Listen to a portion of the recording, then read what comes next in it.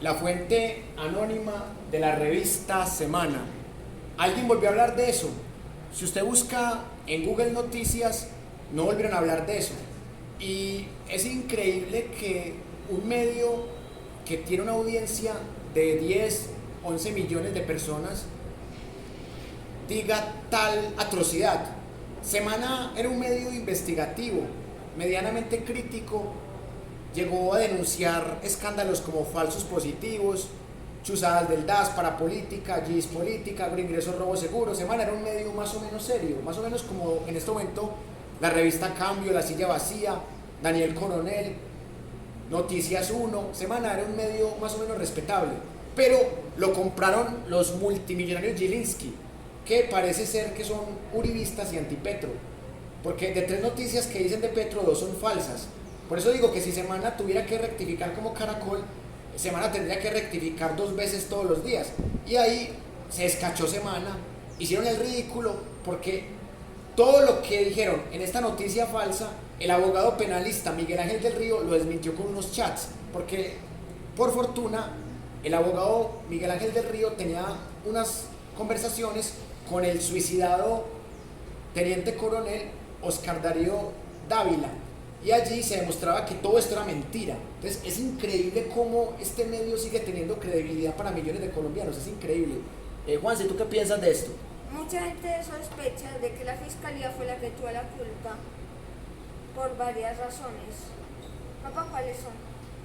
Exacto.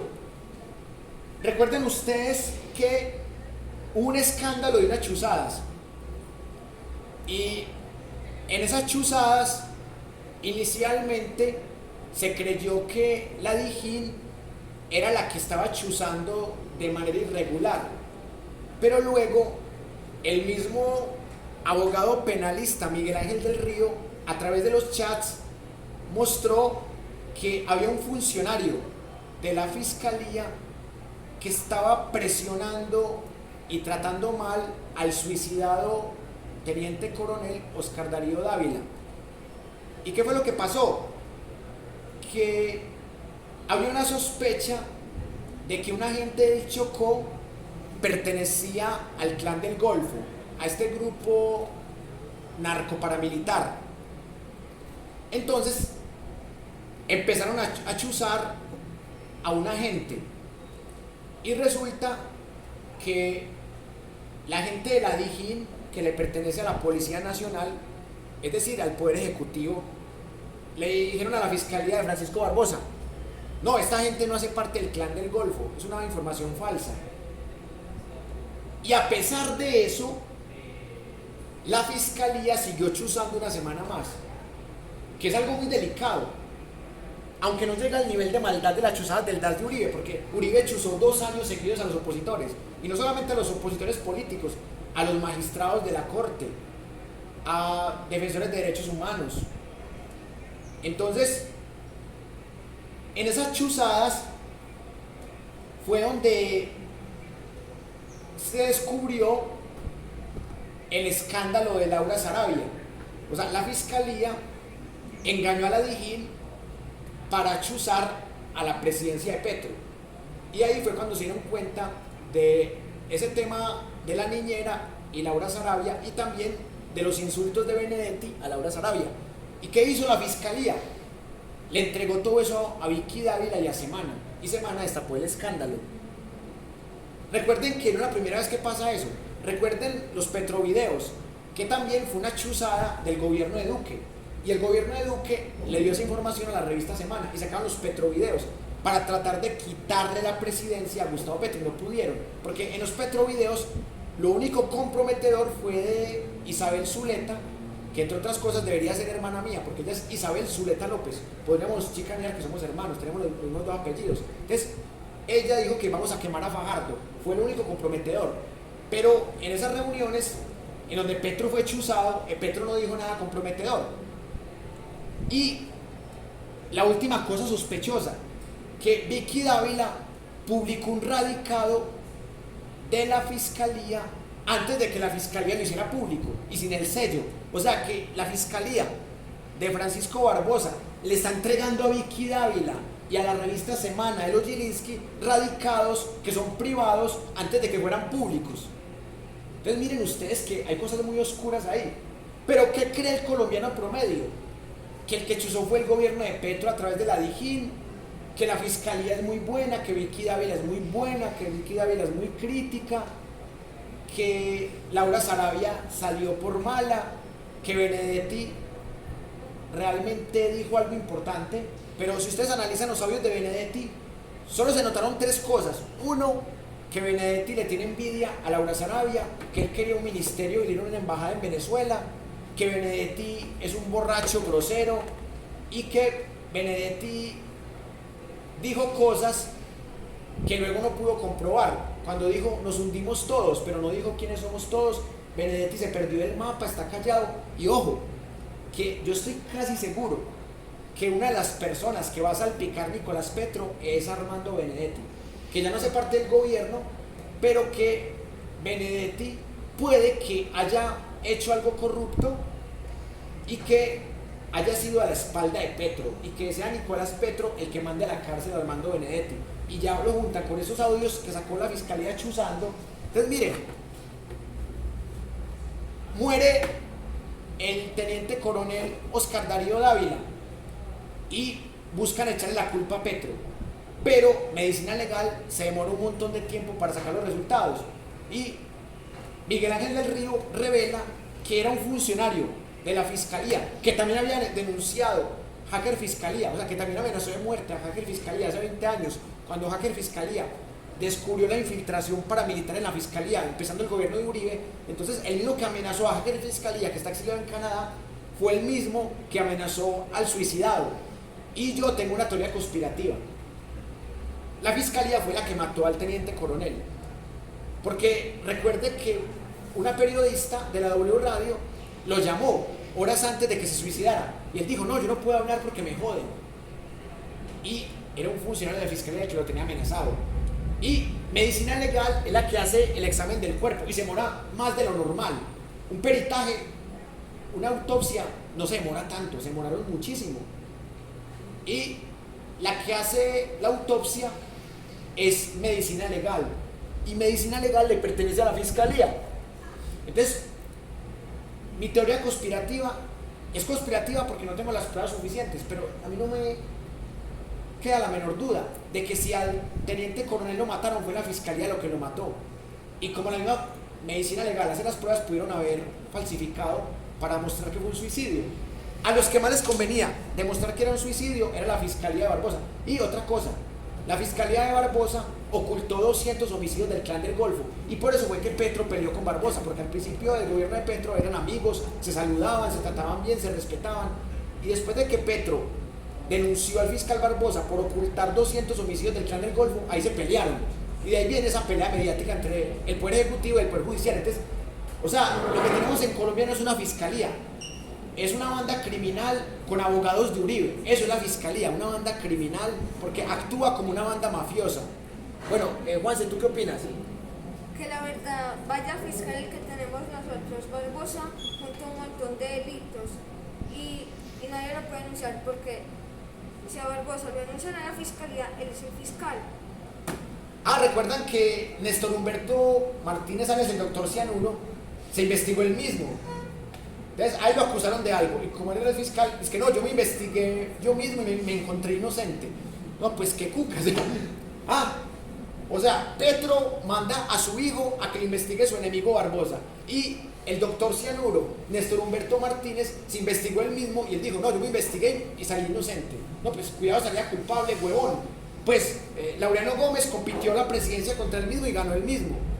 Y Guaidó se nombró presidente de Venezuela él mismo. O sea, es que así funciona la derecha inteligente, ¿sí? ¿Qué piensas, hijo, de esto? O sea, algo parecido me pasó en mi colegio. Sí. Había un personero, había 3 personeros, pero 2 se salieron, entonces solo quedó uno y se ganó. Exacto, o sea que es un laureano, estás estudiando con un laureano. Ojalá no sea con un doctor Cianuro o con un Ñeñe Barbosa. O sea, qué cosa más rara, un fiscal fiscal se investiga el mismo. Un presidente lucha contra el mismo. Por la presidencia, o contra el voto en blanco. O sea, en Bello pasó eso. En Bello también hubo una señora que luchó contra el voto en blanco hace unos años, que los que son de Bello de pronto se acuerdan.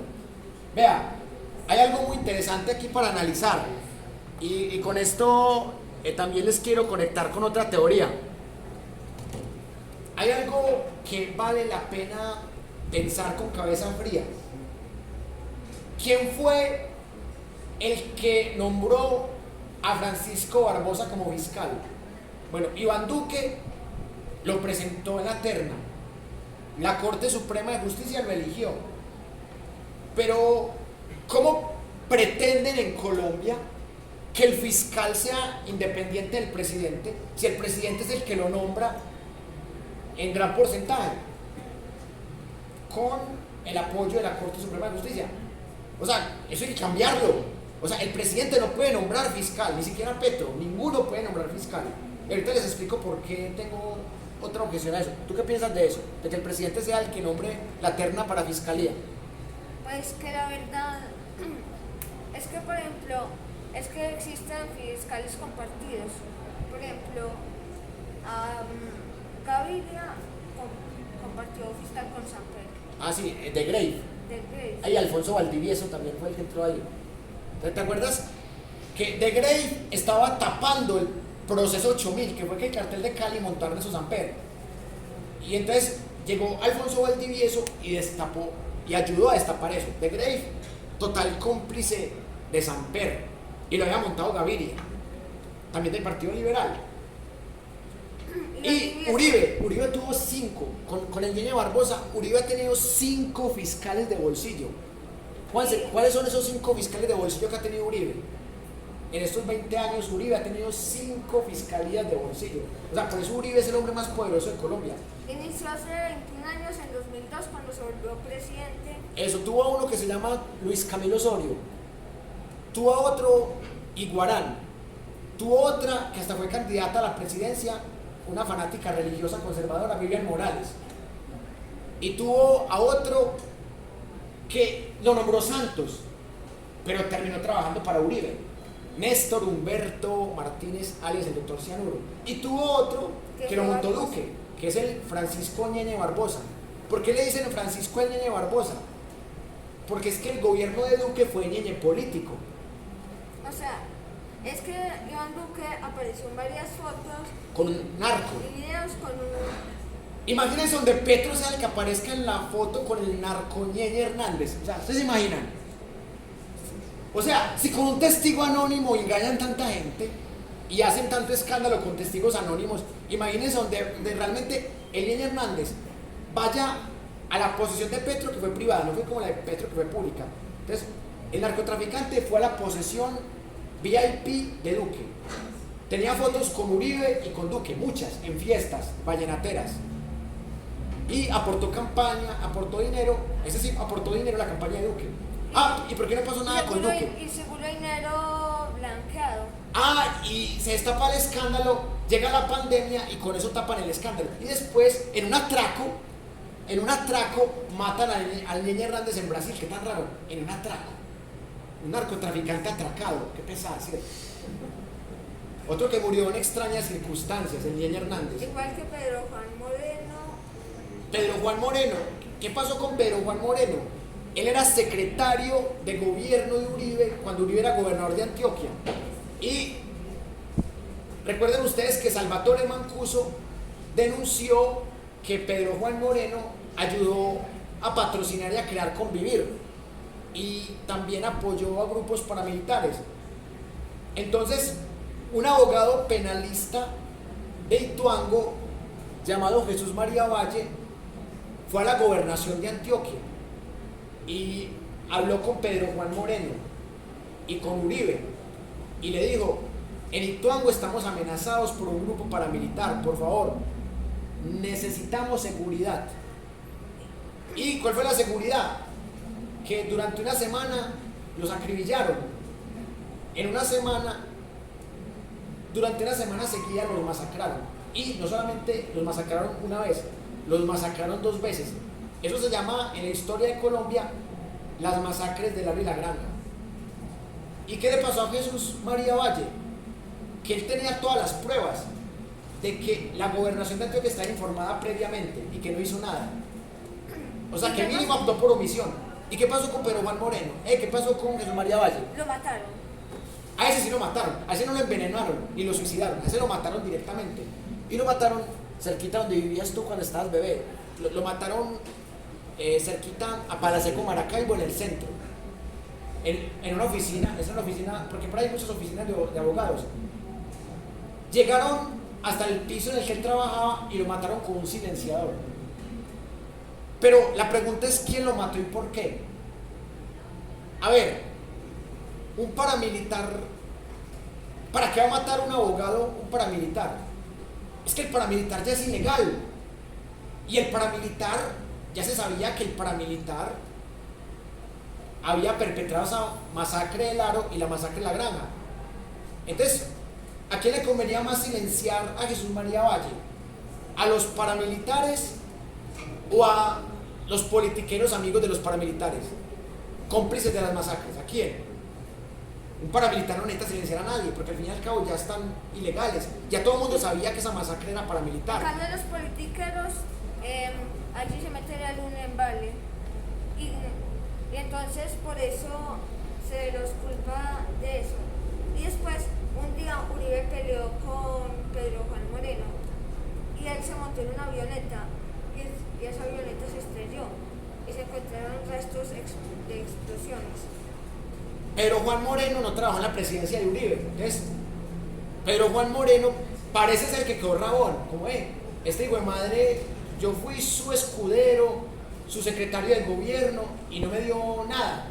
Entonces Pedro Juan Moreno montó un movimiento político independiente o se lanzó a una candidatura independiente, montó un medio de comunicación y en ese medio empezó a criticar a funcionarios de Uribe y al mismo gobierno de Uribe.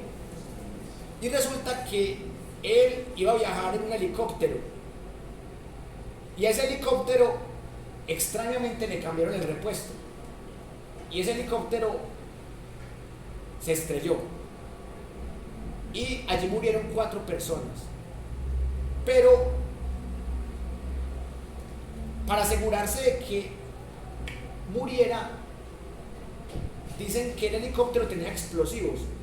Entonces había 2 personas del aeropuerto Olaya Herrera que sabían que ese helicóptero tenía explosivos y que le habían cambiado un repuesto, y a las 2 las mataron. O sea, eso es una mafia, la hijo de madre. Una que se llamaba Nancy Esther Y otra Diana Urrego. sí, y también hubo otra que se llamaba Rebeca. Esa logró escapar.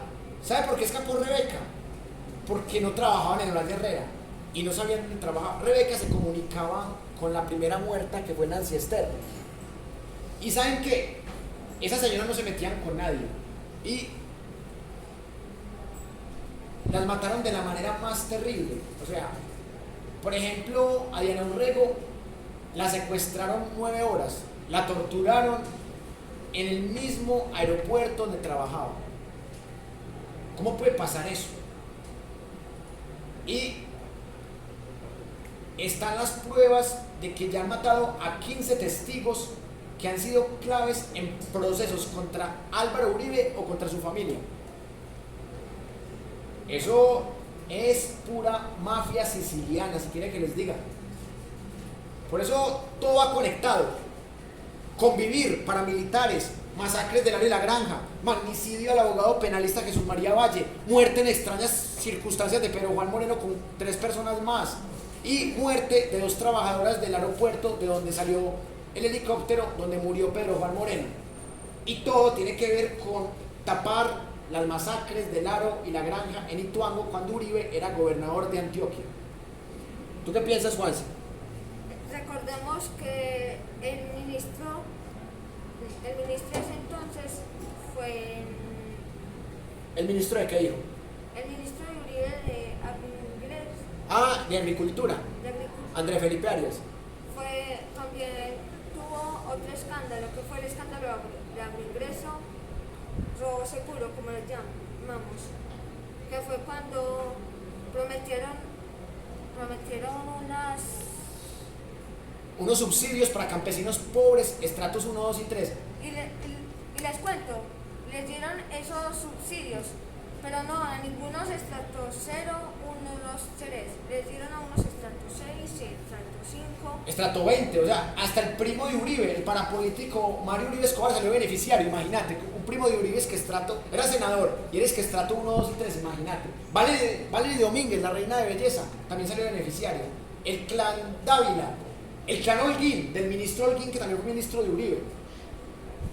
O sea, les pongo el ejemplo con la psicología inversa. O sea, imagínense que Petro invente un programa multibillonario para el Ministerio de Agricultura que para favorecer campesinos pobres, estratos 1, 2 y 3, y que los beneficiarios sean Nicolás Petro, el hermano de Petro, la cuñada de Petro, Benedetti, Roy Barreras, Liscano, Francia Márquez. ¿Ustedes se imaginan de Petro cometa el mismo error que Uribe? Lo crucifican. O sea, si a Petro lo atacan tanto por ese testigo falso que no existe, si a Petro lo atacan tanto con noticias falsas, y Caracol tiene que salir a rectificar noticias falsas, imagínense donde Petro cometa los errores de Uribe. O imagínense donde el ejército comandado por Petro mate más de 6.402 personas inocentes y digan que eran guerrilleros o paramilitares, falsos positivos. Imagínense donde Petro cometa los errores de Uribe. A Petro no le perdonan ni medio. Por eso digo que es increíble que Uribe esté libre. O sea, que Uribe vaya a Aranjuez, a San Cristóbal, al centro de Medellín, a hacer campaña política por Fico y por Andrés El Juri Rodríguez al Consejo, y que Uribe esté como si nada. Pues es increíble la impunidad que hay en Colombia. Pues es que con este fiscalucho... 5 fiscalías de bolsillo ha tenido Uribe. Ese tipo es poderosísimo. Es que yo le digo una cosa, Uribe es más poderoso que Petro. Y Uribe, sin ser el presidente y sin ser Petro un títere de Uribe, Uribe es más poderoso que Petro. Uribe tiene fiscalía, procuraduría, los medios masivos más vistos que son Semana, RCN, Caracol, El Tiempo, Blue Radio. Uribe tiene casi medio Congreso y tiene militares que le son fieles, incluso militares que trabajan con Petro o exmilitares que le son fieles, y tiene mínimo 10 millones y pico de personas que le creen, porque es que votar por Rodolfo era creerle a Uribe, así no fuera uribista, pero votar por Rodolfo es creerle más a Uribe que a Petro, sin lugar a dudas. Entonces, no estamos hablando de ningún bobo, estamos hablando de un tipo con 15 testigos asesinados, con un gobierno con los peores genocidios de la historia de Colombia, y el tipo sigue libre, como si nada. Y la mayoría de sus amigos, familiares y socios y exfuncionarios todos están en la cárcel o están imputados, como Oscar Iván Zuluaga. Que parecía que iba a estar imputado toda la vida. Ah, y otra cosa, y con esto quiero que terminemos esta parte para que veamos la siguiente fuente. Vea, los hijos de Uribe compraron unas hectáreas a 16.000 pesitos y las revendieron a 53.000 pesitos. Eso se llama zonas francas. Y adivinen qué hizo Uribe para que sus hijitos se enriquecieran. Habló con su ministro de Transporte, su ministro de Hacienda, con la DIAN, con el alcalde de Mosquera, Cundinamarca, un señor de apellido Rosso, y con Bavaria. Y entre todos hicieron ricos multimillonarios a los hijos de Uribe. Y eso lo demandó Felipe Zuleta, lo demandó en el Congreso, lo denunció en el Congreso Jorge Enrique Robledo. ¿Y saben qué pasó? Que llegó al Consejo de Estado y el Consejo de Estado los absolvió, cuando había todas las pruebas de que los hijos de Uribe se enriquecieron de cuenta del poder de su padre, de los funcionarios de su padre, de las entidades del Estado, lo cual es el delito de enriquecimiento ilícito y de cohecho. Y los hijos de Uribe quedaron impunes. Y los hijos de Uribe también están en el escándalo de Odebrecht y están impunes. Es que imagínense, ahí están saliendo salpicados muchas personas. Eso de Odebrecht. Y el que trajo Odebrecht a Colombia fue Uribe. Y el que hizo el robo multimillonario de Reficar fue Uribe, y Santos lo continuó entre los dos. Entonces Santos le echaba la culpa a Uribe y Uribe le echaba la culpa a Santos, pero la verdad es que los dos se robaron más de 24 billones en Reficar. Y en Ecopetrol se robaron 50 millones de dólares. Bueno, otros dicen que 80. Están investigando cuánta es la cantidad exacta, pero podrían llegar a ser 80 millones de dólares en Ecopetrol, gobiernos pasados. No son 80 millones de pesos, no. Dólares, son dólares. Entonces, mire, estamos ante la peor mafia criminal. O sea, dejaron el país quebrado, duplicaron el déficit fiscal. Carrasquilla se robó el agua de 117 municipios. Por eso le dicen bonos de agua Carrasquilla, huevos Carrasquilla, el mismo que hizo que la gente se rebelara en el 2021. O sea, es que Petro recibió un país en la quiebra y desangrado. Y aún así dicen que todo lo que pasa en Colombia malo es culpa de Petro, que Petro es un loco, que Petro está enfermo, que Petro es malo, que Petro es castrochavista, que Petro es un caos, que Petro es el peor presidente de la historia. Es que ese ministro de Carrasquilla, de Duque, robó mucho. Mejor dicho, es que yo también les tengo otra reflexión final para cerrar este punto. Vea, Petro puede que no sea perfecto, Petro puede que tenga funcionarios que no han dado la talla, puede que Benedetti sea un corrupto que Petro se haya tenido que mamar para poder votarse a la presidencia porque Benedetti consiguió votos. Benedetti es un corrupto que viene del uribismo y del santismo. Liscano es un corrupto que viene del uribismo y del santismo. Roy Barreras es un corrupto que viene del uribismo y del santismo. Y Petro tuvo que usarlos para poder ganar a Rodolfo Hernández y para poder tener gobernabilidad en el Congreso. Pero Petro al lado de Uribe es mucha la diferencia y los medios masivos tratan de mostrar lo contrario de la realidad. Y por eso es importante el pensamiento crítico, para que sepamos que hay presidentes con errores, pero hay presidentes con horrores, y esos son los que no podemos perdonar, los presidentes de lesa humanidad.